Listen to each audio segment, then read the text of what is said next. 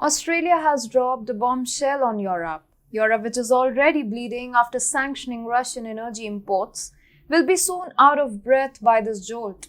European economies, which were shifting towards clean energy yesterday, have no other option but to go back to coal today. But Australia, which has the third largest coal reserves in the world, has denied giving any more coal to Europe. A recession that is already looming over European economies is all set to worsen.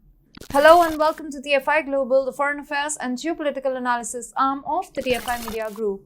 I'm your host Vedika, and if you haven't subscribed to the TFI Global channel yet, hit the subscribe button right away. The Ukraine conflict and Russian sanctions have altered Europe's energy use like never before. The largest Russian gas consumers in Europe are scrambling to find alternate fuel sources. They are planning to burn more coal to make up for the decreased gas supplies from Russia as an energy catastrophe looms over their head. In Germany, a mothballed coal-fired power plant has been restarted, making the first instance of its sort as the continent's biggest economy grapples with life without Russian gas. Germany is not the first country to switch to coal-fired power plants. Italy, Austria, and the Netherlands have also taken similar measures. The Dutch government has already said that it will lift the restrictions on coal-fired power plants to address the country's current energy problem. Similarly, Austria's government has agreed with utility Verbund to convert a gas-fired power plant to coal should the country face an energy emergency. Furthermore, European Union's diktat for member states to reduce gas demand by 15% will make them burn more coal. All in all, the increased coal usage in power plants will lead to more demand for coal from overseas.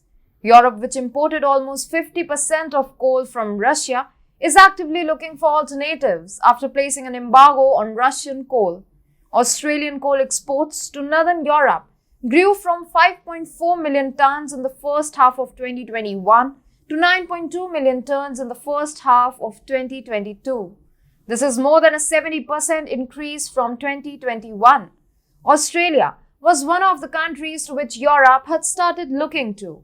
This also helped Australia as China had banned its coal imports after the former Prime Minister Scott Morrison sought an independent inquiry into the coronavirus outbreak in China. However, a recent report by Bloomberg suggests that senior Chinese authorities have been presented with a plan to begin importing Australian coal, and all this is because of concern that European export restrictions on Russian coal would further drive up prices worldwide. It's possible that Penny Wong, the Foreign Minister of Australia, and Wang Yi, the Foreign Minister of China, laid the stage for a rollback of the coal policy during a recent icebreaker meeting.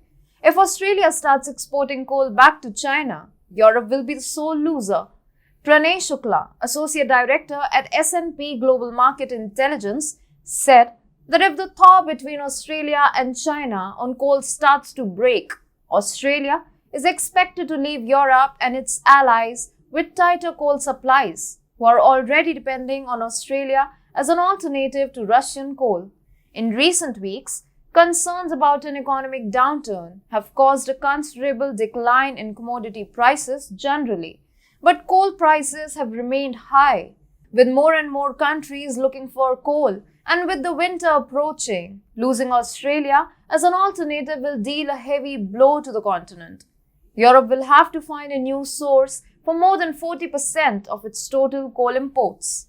Europe's ban on Russian coal is scheduled for August onwards, and the major economic brunt will be faced by countries like Netherlands, Germany, and Poland, who were heavily reliant on Russian coal and are struggling with alternatives. Europe's entire economic system is in danger of collapsing, and if Europe fails to find alternatives, it can very well be deindustrialized. What do you think? Is there any way out for Europe from this crisis? Or is it doomed? Do let us know in the comments.